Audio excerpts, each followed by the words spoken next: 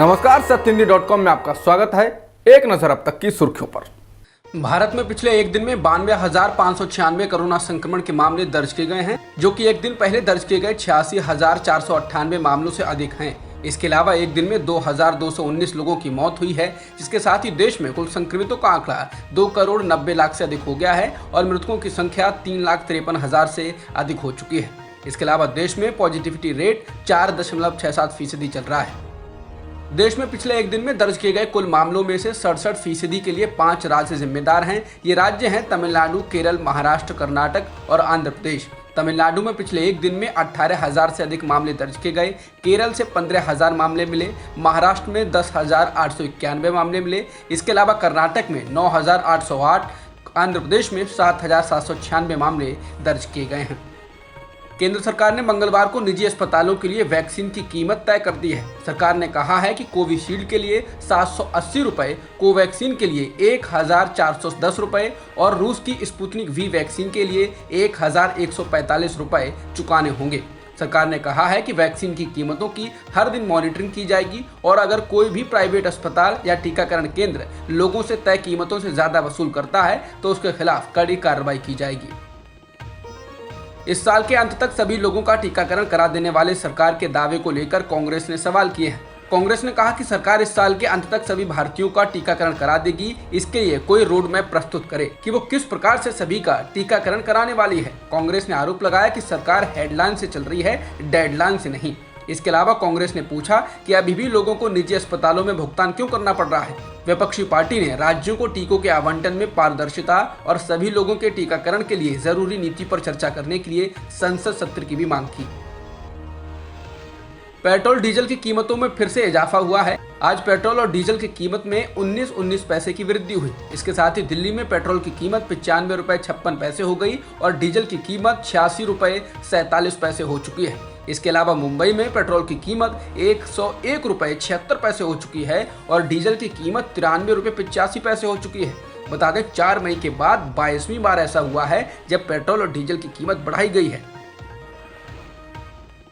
देश में लगातार बढ़ रहे पेट्रोल और डीजल के दामों को लेकर कांग्रेस नेता दिग्विजय सिंह ने बाबा रामदेव पर हमला बोला। दरअसल सोशल मीडिया पर वायरल हो रही एक वीडियो में बाबा रामदेव 2011 में पेट्रोल डीजल की बढ़ती कीमतों के खिलाफ साइकिल चलाकर विरोध कर रहे हैं। उस वक्त पेट्रोल की कीमत 68 रुपए थी। इसी को लेकर लोगों का कहना है कि जब 68 रुपए कीमत थी तब रामदेव प्रदर्शन कर रहे थे और आज 100 के पार हो चुकी है तो रामदेव गायब है। दिग्विजय सिंह ने भी ऐसे ही एक ट्वीट को रीट्वीट करते हुए लिखा है कि ढोंगी रामदेव को पहचानने में लोगों को बहुत देर लगी। ये शुरू से ही बीजेपी के एजेंट थे। बाबा रामदेव की कंपनी पतंजलि की कोरोनिल को नेपाल में बैन किए जाने की खबर पर स्वास्थ्य मंत्रालय के एक प्रवक्ता ने कहा है कि नेपाल सरकार ने अपने आदेश में कोरोनिल के खिलाफ कोई औपचारिक प्रतिबंध आदेश जारी नहीं किया है। स्वास्थ्य मंत्रालय के प्रवक्ता डॉक्टर कृष्ण प्रसाद पौड्याल ने उन सभी मीडिया रिपोर्टों का खंडन किया जिनमें कहा जा रहा है कि नेपाल सरकार ने देश में कोरोनिल पर प्रतिबंध लगा दिया है। वहीं एनडीटीवी से स्वास्थ्य मंत्रालय के एक अधिकारी ने नाम छुपाने की शर्त पर कहा कि इस बात का कोई सबूत नहीं है कि कोरोनिल कोरोना बीमारी को ठीक कर सकती है। उत्तर प्रदेश काडर के पूर्व आईएएस अधिकारी अनूप चंद्र पांडे को निर्वाचन आयुक्त यानी इलेक्शन कमिश्नर नियुक्त किया गया है। अब वो मुख्य चुनाव आयुक्त सुशील चंद्रा और चुनाव आयुक्त राजीव कुमार के साथ तीसरे सदस्य के रूप में जुड़ेंगे। मुख्य निर्वाचन आयुक्त के रूप में सुनील अरोड़ा का कार्यकाल 12 अप्रैल को पूरा हो गया था। इसके बाद से निर्वाचन आयुक्त का एक पद रिक्त था। 1984 बैच के वरिष्ठ आईएएस अधिकारी डॉक्टर अनूप चंद्र पांडे इससे पहले योगी सरकार के मुख्य सचिव पद पर रह चुके हैं। इजरायल में बेन्यामिन नेतन्याहू की सरकार गिरने जा रही है। रविवार को संसद में नई सरकार के लिए मतदान होगा तो वहीं दूसरी ओर जाते जाते नेतन्याहू ने धार्मिक राष्ट्रवादियों को पूर्वी यरूशलेम के पुराने शहर के बीच से मार्च निकालने की अनुमति दे दी है। पहले इस मार्च को निकालने पर रोक लगा दी गई थी, लेकिन इसको अब मंजूरी मिल चुकी है, जिसके कारण फिर से तनाव बढ़ने की आशंका है।